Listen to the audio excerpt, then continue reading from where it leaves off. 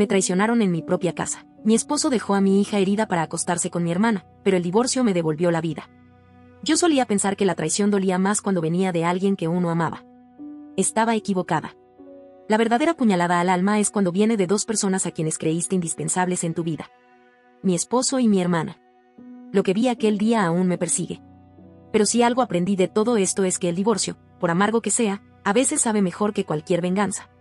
Me llamo Natalia. Tengo 40 años, y hasta hace muy poco, pensaba que llevaba un matrimonio estable con Ramiro, de 42. Estuvimos juntos desde que yo tenía 22. Nos casamos jóvenes, con ganas de construir algo duradero. Tuvimos 2 hijos, Bruno, que ahora tiene 14, y Sofía, de 12. Ellos eran, y siguen siendo, mi vida entera. Lilian, mi hermana mayor, tiene 43. Desde que tengo memoria, se esforzó por hacerme sentir menos. Nunca supe por qué. Nuestros padres siempre la favorecieron a ella, así que, si alguien debía guardar rencor, era yo, no ella. Pero Lilian siempre fue una tormenta que arrasaba con lo que yo construía. Recuerdo una vez, cuando tenía 15, descubrí que tenía talento natural para el baloncesto. Mi entrenador decía que yo era de lo mejor que había visto en años. Por primera vez sentí que algo era mío, algo que me hacía sentir segura, fuerte. Pero no pasó ni un mes antes de que Lilian apareciera en el gimnasio con una sonrisa fingida y una súbita pasión por el deporte. No era mala, pero no me llegaba ni a los tobillos. Un día, durante un entrenamiento, se lesionó la rodilla. Grave. Fue directo a decirle a nuestros padres que yo la había empujado por envidia. Y claro, le creyeron. Me prohibieron volver a jugar. Me dijeron que era demasiado competitiva, que era un peligro. Nunca lo hice. Jamás la empujé. Pero eso no importaba. Me quitaron lo único que me hacía sentir valiosa. Y esa fue solo una de tantas. Me quitó a mi primer novio en secundaria inventando mentiras. Corrió rumores que me aislaron de mis amigas. Yo opté por alejarme y empezar desde cero. Intenté construir una vida sin depender del reflejo de ella. Conocer a Ramiro fue un soplo de aire limpio. Él trabajaba en la empresa de construcción de su padre. Yo era asistente administrativa en una clínica local. No teníamos lujos, pero nos alcanzaba. Trabajamos duro y nos casamos. Durante muchos años pensé que había escapado de la sombra de Lilian. Pero ahora, mirando en retrospectiva, veo que nunca me fui del todo. Cada vez que Lilian llamaba a Ramiro, él acudía como si fuera una emergencia.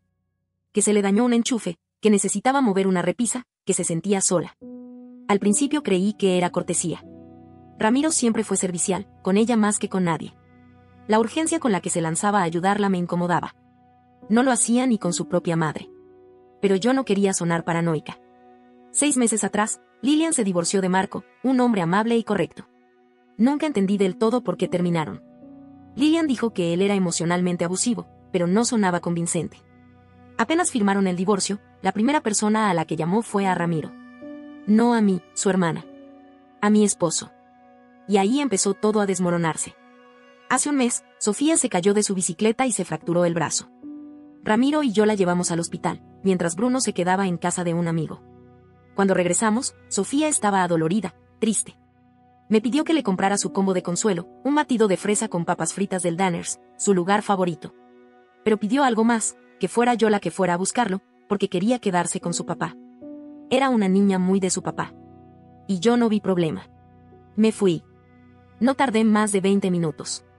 Cuando regresé, me encontré con Sofía llorando en el sofá, sola, con el brazo enyesado y los ojos rojos. Ramiro estaba en la puerta, poniéndose la chaqueta. Le pregunté qué pasaba. Me respondió, como si no estuviera dejando a su hija rota en el sofá, que Lilian lo había llamado. Que no se sentía bien y necesitaba que la revisara. No supe ni qué decirle. Le pedí, le rogué que se quedara. Que Sofía lo necesitaba. Me miró como si yo estuviera exagerando. Tu hermana me necesita. Y se fue. Me quedé en la entrada, con la bolsa del Danners en la mano, viendo a Sofía romperse un poco más. Subí, empecé a empacar. Llamé a Estela, mi amiga de toda la vida, la única que ha estado conmigo en cada momento clave. Le pedí quedarse unos días con ella. No dudó ni un segundo. Desperté a Sofía con una caricia. Le dije que íbamos a dormir a casa de Estela, que sería como una pijamada. Llamé a Bruno, le expliqué y nos encontramos allá. 2 días después, me di cuenta de que había olvidado la computadora del trabajo. Tenía que entregar un proyecto urgente, así que, confiando en que Ramiro estaría en la obra, volví a la casa. Entré con mi llave. Caminé por el pasillo como si el aire se hubiera vuelto más denso. Crucé la sala. Y ahí estaban. Ramiro. Lilian. En el sofá donde tantas veces vimos películas en familia, enredados, desnudos, entregados a lo suyo sin preocuparse por el mundo. No me vieron al principio. Estaban demasiado ocupados. Cuando alzaron la mirada, fue como si el mundo se congelara por un instante. Ramiro se puso pálido. Lilian solo se cubrió como si estuviera haciendo algo común, como si esto no fuera devastador. ¿Cuánto tiempo lleva esto? Pregunté sin gritar, sin temblar. Solo quería la verdad. No, no es lo que piensas. Solo pasó un par de veces. Yo te amo, Natalia. Te amo a ti y a los niños. No lo dejé seguir. Di media vuelta, salí y cerré la puerta. Volví con Estela, en automático. Cuando crucé su puerta, me desplomé en el sofá y rompí a llorar. Le conté todo. Ella ardía en rabia. Yo le pedí que no hiciera nada, pero no me hizo caso. Llamó a mis padres y les contó todo. Y aunque al principio me molestó, terminé agradeciendo no tener que repetir esa escena otra vez. Mi celular no paraba de sonar con mensajes y llamadas de Ramiro y de Lilian. No respondí. No quería saber. No quería escuchar excusas. No habían preguntado por mí en días. No les importó por qué me fui. Y ahora que sabían que yo sabía, querían disculpas, justificaciones. Pero ya no importaba. Me enfrentaba al momento más difícil de mi vida, contarles la verdad a mis hijos. Y aunque no lo sabía en ese instante, iba a necesitar toda la fuerza del mundo. Pasaron 5 días desde que nos quedamos en casa de Estela. Dormía poco. Me costaba comer. Pero sabía que no podía mantener el silencio por más tiempo. Mis hijos merecían la verdad, aunque se les rompiera el corazón en el proceso. Esa tarde, lo senté en la sala de Estela. Bruno estaba inquieto, mirando el suelo. Sofía tenía el brazo vendado y apoyado sobre un cojín, sin sospechar lo que estaba a punto de decir. Tragué saliva. Necesito contarles algo muy importante, dije. Es algo muy doloroso, pero merecen saberlo. Su papá me fue infiel. Con su tía Lilian. Bruno se levantó de golpe y pateó una silla. No dijo nada. Solo salió corriendo del cuarto, sin mirar atrás. Sofía me miró con los ojos bien abiertos, luego los entrecerró, negando con la cabeza. Estás mintiendo. ¿Por qué dirías algo así? Su voz se quebró. Rompió en llanto y se encerró en el cuarto donde dormía. Me quedé sola en la sala, escuchando el eco de la silla al caer. No intenté seguirlos. Les di espacio. 1 hora después, Bruno volvió. Se sentó a mi lado y apoyó su cabeza en mi hombro. No hablamos. No hacía falta. En ese silencio, entendí que me creía. Que estaba tan herido como yo. Sofía tardó más. Salió a la hora de la cena. No dijo ni una palabra. Apenas comió. No me miró. Esa misma noche llamé a una abogada. Inicié el proceso de divorcio. También transferí la mitad del dinero de nuestra cuenta conjunta a una nueva cuenta solo mía. La casa estaba a nombre de los dos, pero yo había puesto el dinero inicial. Era una herencia de mi abuela, y según mi abogada, eso me daba una ventaja clara. 2 días después, recibí una llamada de Estela mientras estaba en el trabajo. Me pidió que fuera a su casa de inmediato. Algo urgente. Cuando llegué, no lo podía creer. En la sala estaban mis padres, los padres de Ramiro y Ramiro. Estela lo había organizado todo. Dijo que ya era hora de que todos supieran la verdad, sin filtros ni versiones manipuladas. Me quedé de pie, sin entrar del todo. Preparada para irme si era necesario. Mis padres estaban confundidos. En sus rostros se leía más fastidio que preocupación. Carmen y Jorge, los papás de Ramiro, estaban rígidos. El ambiente era tenso como una cuerda a punto de romperse. Estela habló. Contó lo que había visto con sus propios ojos, a Ramiro y Lilian juntos en el sofá de nuestra casa. Lo hizo sin rodeos. Pero eso no fue todo. Estela también había llamado a Marco, el ex esposo de Lilian. Y él le había contado su verdad. Que Lilian fue abusiva. Que durante años lo manipuló, lo humilló y lo golpeó. Que una vez, incluso, le lanzó un vaso que le dejó una cicatriz. La versión de que Marco era emocionalmente abusivo había sido una mentira. Y entonces ocurrió lo inesperado. Mi madre se levantó y me abofeteó. «Que esto es una locura», gritó. «Convenciste a tu amiga de inventar todo esto para hacer quedar mal a tu hermana». Jorge, el padre de Ramiro, la apartó de mí. Carmen solo nos miraba horrorizada. Ramiro no dijo nada. Estaba con las manos en la cara, como si quisiera desaparecer. «Cobarde». Estela, Firme, los echó de su casa. Pero antes de irse, mi padre me señaló con el dedo. Esto te pasa por no saber ser buena esposa. Carmen se acercó, me abrazó y me dijo al oído que lo sentía. Jorge, mirando a su hijo como si no lo reconociera, le dijo que estaba despedido. Que no lo quería más en la empresa familiar. En ese instante, Sofía bajó las escaleras. Había escuchado todo. Caminó hasta Ramiro, con el rostro completamente desencajado. Te odio, le dijo. No eres mi papá. Luego se volteó hacia mí. Perdón por no creerte, mami. Bruno apareció detrás de ella. No le dijo papá. Solo le clavó la mirada y le soltó. Elegiste a ella. No a nosotros. Y volvieron arriba, dejando un silencio más cruel que cualquier insulto. Ramiro se desplomó en el sofá, llorando, balbuceando que lo sentía, que había sido un error, que aún me amaba, que quería recuperar a su familia. Le dije que tenía 2 días para sacar todas sus cosas de la casa. Si no, llamaría a la policía. Intentó decir que no tenía a dónde ir. Sus padres lo miraron sin decir nada. Ese no es nuestro problema, le respondió Jorge, tajante. 3 días después, los niños y yo regresamos a casa. Estaba vacía. Ramiro se había llevado sus cosas. Sobre la mesa de la cocina, encontré su anillo de bodas. Fue lo mejor que dejó. Un par de días después, recibí un mensaje inesperado. Era de Marco. Había escuchado todo lo ocurrido por Estela y me propuso que nos viéramos a tomar un café. Acepté.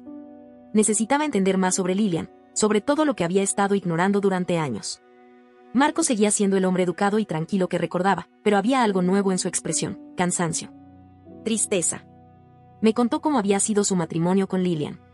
Como al principio todo parecía normal, hasta que comenzaron los comentarios hirientes, los intentos de control, las manipulaciones. Como lo fue aislando, distorsionando la realidad, y cuando él finalmente quiso enfrentarlo, lo golpeó. Que esto me lo hizo con un vaso de vidrio, me dijo, señalando una cicatriz en su antebrazo. También tengo fotos de los moretones y capturas de mensajes en los que me amenazaba. Me dijo que si decía algo, haría que todos creyeran que el abusador era yo. Se me revolvió el estómago. Me preguntó si me animaría a acompañarlo a la estación de policía. Que con su evidencia y mi testimonio sobre lo que presencié, podríamos iniciar un proceso. Acepté. Por primera vez, sentí que podía devolverle algo de todo lo que Lilian me había quitado. La policía nos recibió con algo de escepticismo. Marco es hombre, y eso bastó para que al principio no lo tomaran en serio. Pero cuando mostró las fotos, los mensajes, las fechas, los reportes médicos, el tono cambió. Abrieron una investigación y nos recomendaron abogados especializados en casos de abuso doméstico. Mientras tanto, en casa, la situación con los niños era difícil. Sofía comenzó a desconectarse. A veces la encontraba sentada en su cama, mirando al vacío, sin responder cuando la llamaba. Bruno hablaba poco. Ambos se negaban a ir al colegio. Estaba asustada. Llamé a una terapeuta familiar. Me dijeron que la cita más próxima era en 2 semanas. Hice lo mejor que pude en ese tiempo, pero me sentía inútil. Ramiro seguía llamando. Mandaba mensajes, cartas, flores, regalos para los niños. No tiré nada, pero no abrí casi nada tampoco. Si mis hijos querían algo de eso, lo decidirían ellos. Si no, lo donaría todo. Una noche tocaron la puerta. Abrí y era Marco, con una caja de pizza y un juego de mesa. Pensé que los niños tal vez necesitaban una distracción, dijo. Bruno sonrió. No lo hacía desde hacía 2 semanas. Sofía le dio un abrazo. Él siempre fue el tío Marco para ellos. Cenamos pizza y jugamos Monopoly hasta tarde. Por unas horas, volvimos a reír. Después de acostar a los niños, Marco y yo limpiamos juntos la cocina. Me contó que aún iba a terapia. Que la terapia lo había salvado. Me sugirió que los niños fueran también, que no esperara a que todo se complicara más. Le prometí que así lo haría. Antes de irse, me abrazó. Un abrazo genuino, silencioso, cálido. Me dijo que pasaría a vernos pronto. Al día siguiente, me enteré de que Lilian había sido despedida de su trabajo. Su jefe había recibido una copia del informe policial. Ella empezó a decir por todos lados que yo la había difamado. Que todo era mentira. Pero lo más sorprendente fue que antiguos compañeros suyos me escribieron por redes sociales. Me dijeron que siempre había notado algo extraño en ella. Que su comportamiento era errático. Que no me preocupara, porque nadie le creía. Pese a eso, yo estaba enfocada en mis hijos. Había presentado todos los papeles del divorcio. Bloqueé a Ramiro de mi teléfono. Aunque seguía buscando maneras de contactarnos. No me importaba. El ciclo estaba roto. Pasaron 2 semanas. Sofía y Bruno comenzaron terapia. La terapeuta me explicó que Sofía, en particular, había desarrollado episodios de disociación. Que su mente se protegía al desconectarse cuando la angustia la superaba. Dolía escucharlo, pero al menos estábamos haciendo algo. Una tarde, Marco apareció con una sorpresa, su novio, Cristóbal. Me impactó. Durante su matrimonio con Lilian, nunca mencionó ser bisexual. Me confesó que lo era, pero que Lilian hacía comentarios homofóbicos y crueles, así que nunca pudo ser el mismo. Cristóbal era amable y simpático. Los niños se sintieron cómodos con él al instante. Sofía empezó a mandarle fotos de pájaros por mensaje. Bruno lo veía como un viejo amigo. Poco a poco, sin forzar nada, Cristóbal y Marco se convirtieron en parte de nuestro entorno. Una especie de nueva familia. Por otro lado, supe que Ramiro tenía un nuevo trabajo en una constructora rival. Y que estaba viviendo en un apartamento lujoso en el centro. Todo eso gracias a una cuenta de ahorros que había mantenido oculta durante años. Mi abogada dijo que eso podía jugar a nuestro favor en la repartición. Y no solo eso, ya no estaba con Lilian. Según Sofía, habían tenido una pelea enorme después de que los padres de Ramiro se negaran a reconocer a Lilian en una reunión familiar. Ahí se dio cuenta de lo que había perdido. Lilian estaba viviendo en un barrio peligroso. Había sido desalojada y dormía en su coche. Ahora trabajaba en una tienda de conveniencia. El proceso legal contra ella avanzaba, aunque lentamente. El fiscal decía que los abusos más graves eran de hace años, pero los mensajes recientes ayudaban. Marco estaba dispuesto a testificar. Yo también. Entre todo el caos, comencé a pensar en el futuro. Hablé con una asesora financiera. El acuerdo del divorcio me dejaría con estabilidad, pero quería asegurarme de que mis hijos y yo no tuviéramos que preocuparnos más adelante. Pensé en retomar los estudios. Una certificación para avanzar en mi trabajo. Algo que me devolviera el control. Marco y Cristóbal nos invitaron a ir de campamento. Bruno se emocionó. Sofía no tanto, pero accedió. Sería nuestro primer viaje como familia, sin Ramiro. Sin la sombra de lo que fuimos. Han pasado 6 meses desde que vi por última vez a Ramiro. Y casi un año desde aquella imagen que me rompió por dentro, la que aún aparece en mi mente sin avisar cuando todo parece estar en calma. El divorcio se finalizó el mes pasado. Ramiro no presentó objeciones. Yo me quedé con la casa, obtuve la custodia principal de los niños y una pensión alimenticia justa. Pero lo más impactante fue descubrir que su cuenta secreta tenía una suma considerable. La juez dictaminó que debía compartir ese dinero conmigo. Era un fondo que había acumulado durante el matrimonio, a escondidas. Tuvo que vender el apartamento lujoso que se había comprado en silencio para darme mi parte. Irónico. Yo sé que algunos pensarán que me aproveché, pero no fue así. Mientras él escondía su dinero, yo pagaba más de la mitad de las cuotas de la casa, que además compramos con mi herencia. Así que sí, me la quedé. Y no tengo remordimientos. Bruno aún se niega a hablarle. Toda su rabia se canalizó en el deporte. Se unió al equipo de baloncesto del colegio y está destacando. Su entrenador dice que tiene un talento impresionante. Yo voy a cada partido, grito su nombre como una fanática. A veces siento que estoy sanando a la adolescente que fui, aquella a la que le arrebataron su pasión injustamente. Ver a mi hijo en la cancha, con esa energía, me devuelve algo que creía perdido. Sofía sigue viendo a Ramiro cada 2 fines de semana. Sus episodios de disociación han cesado, pero aún tiene dificultades para confiar. La terapeuta dice que ha avanzado mucho. Se ha acercado más a mí. Compartimos noches de películas, palomitas y lágrimas silenciosas. Hace poco, Lilian apareció en mi puerta.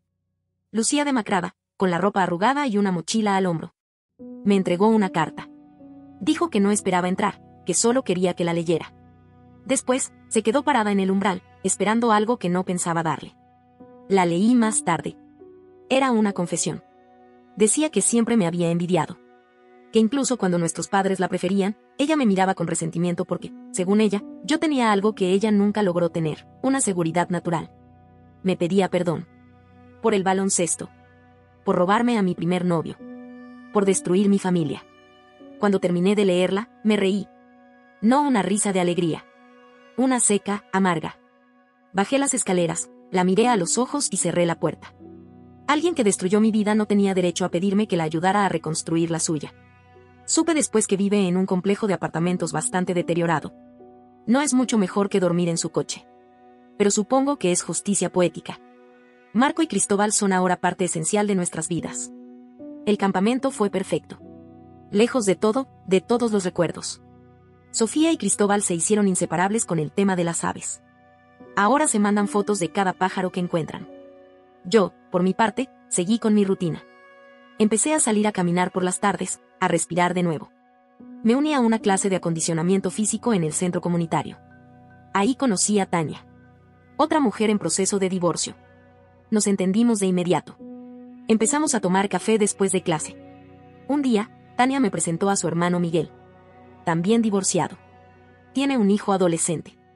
Hablamos durante horas. Me invitó a cenar. Dije que sí. Luego entré en pánico. ¿Estaba lista? Le conté a Bruno y Sofía. Bruno solo encogió los hombros. Lo que te haga feliz, mamá. Sofía fue más inquisitiva. Quería saber todo de Miguel: edad, trabajo, intenciones. Respondí con la misma franqueza con la que quiero que crezcan. Ramiro se enteró. Supongo que Sofía lo mencionó. Se presentó en casa, sin previo aviso. Pero esta vez fue diferente. No vino con reclamos ni ruegos. Solo dijo que entendía que había perdido algo irrecuperable. Que me amaba, que se arrepentía. Que lamentaba haber arruinado todo. Yo lo escuché. No interrumpí. Y cuando terminó, le agradecí sus palabras. Pero también le dije que igual iba a cenar con Miguel. Se quedó callado. Asintió y se fue. Antes de irse, me preguntó si creía que Bruno volvería a hablarle alguna vez. No lo sé, Ramiro. Esa es una decisión que solo él puede tomar. Yo no voy a interferir, respondí. La causa penal contra Lilian se resolvió fuera de juicio. Aceptó una condena leve, libertad condicional, clases de manejo de la ira y una orden de restricción que le impide acercarse a Marco. Él quedó conforme. No se trataba de venganza. Era justicia. Mis padres intentaron buscarme. Mi madre me llamó. Me dijo que habían reflexionado. Que querían hablar. Accedí. Nos vimos para almorzar, sin muchas expectativas. Mi padre aprovechó para justificar a Lilian. Dijo que debía considerar perdonar a Ramiro por el bien de los niños. No esperé el postre. Me levanté de la mesa, me fui y no he vuelto a responder sus llamadas. No extraño esa relación. No más. Esta semana empecé las clases de la certificación que mencioné. Me emociona. El próximo mes nos vamos de vacaciones a la playa. Nuestra primera escapada real desde todo esto. Solo nosotros. 2 años después. La vida ha seguido. Y para ser sincera, es mejor de lo que imaginaba. Bruno no ha vuelto a hablar con Ramiro. No sé si algún día lo hará. Está centrado en su equipo, sus amigos y su novia. Sí, está saliendo con una chica encantadora. Hay posibilidades de que consiga una beca deportiva. Estoy orgullosa. Feliz por él. Sofía, en cambio, sí lo intentó. Durante un tiempo. Pero cuando Ramiro empezó a presionarla para que convenciera a su hermano de hablarle, Sofía se hartó. Le dijo que él había tenido una segunda oportunidad y que la había desperdiciado. Ahora tampoco le habla. Mi relación con Miguel ha crecido con paciencia y sinceridad. Los chicos lo aceptaron. Compartimos cenas, salidas, y también espacios con Marco y Cristóbal, que ya son como parte extendida de la familia. Nunca pensé que después de tanto dolor, el corazón pudiera volver a abrirse. Pero aquí estoy. No sé nada de Lilian. Supongo que sigue en el mismo lugar. Ramiro fue despedido hace unos meses. Dicen que por temas relacionados con mal manejo de recursos, pero ya no me importa. Lo último que supe fue que se mudó lejos. Y que no tiene casi a nadie. No siento pena. Solo distancia. Hoy vivo una vida más tranquila, más honesta. Una que no depende de la validación de quienes alguna vez me traicionaron. Y si algo aprendí en este proceso, es que la paz llega no cuando se olvida lo que ocurrió, sino cuando uno decide no seguir cargándolo. No olvides dejar tu opinión en los comentarios, dejar tu like y compartir este video.